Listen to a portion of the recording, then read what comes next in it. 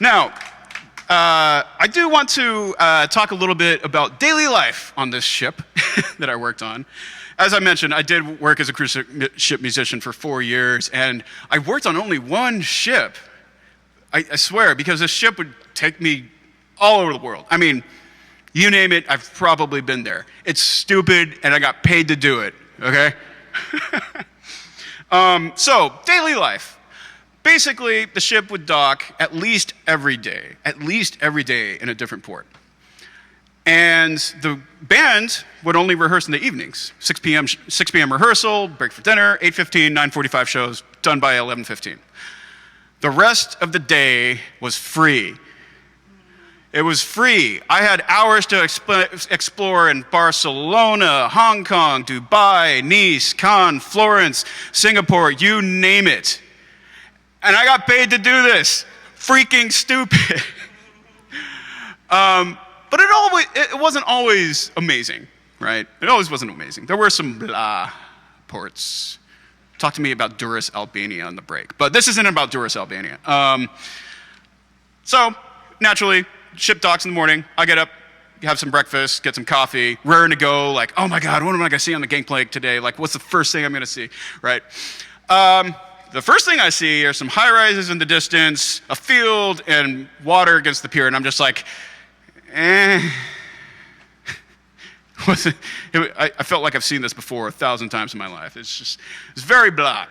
However, for those of you who have traveled, know, first impressions never reveal the entire picture, right?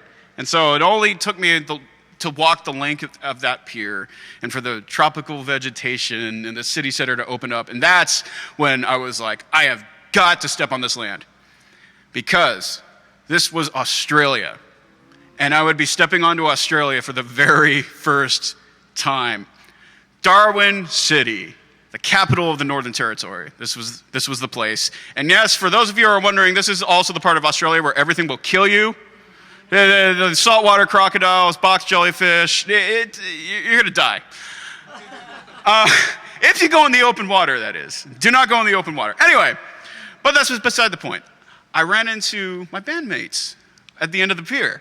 And I had not hung out with these people in a while, these people with whom I share a ton of history and rapport, and it was just like, yeah, this makes perfect sense. I am going to hang out with you lovely people and shoot the shit with you lovely people while walking on Australia for the first time.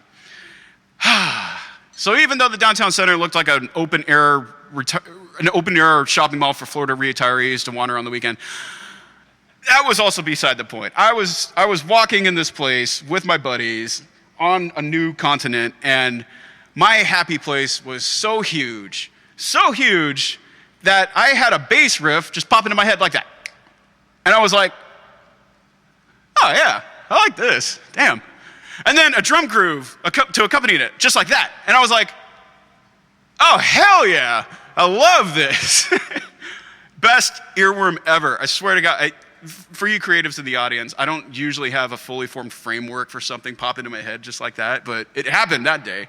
So here I was with my good buddies, wandering into the continent with this great earworm in my head as we went to get coffee, as we bought some boomerangs. I've tried them, they don't work. And as we sat down to eat. My curiosity knows no bounds, though, especially when I was traveling. And eventually I said bye to my buddies because I wanted to explore more of this small downtown center. It didn't take me more than 10 minutes to come across Bicentennial Park. Now, Bicentennial Park runs the entire western length of this part of Darwin City and looks nothing like an open-air shopping mall for Florida retirees. I guess that joke was already done and you already forgot it. Anyway, this park stretched off into the distance and it was so green and so lush, such a contrast to the city center that the earworm in my head shifted. The key changed, the melody changed, it became dance-like and lovely, even the meter changed.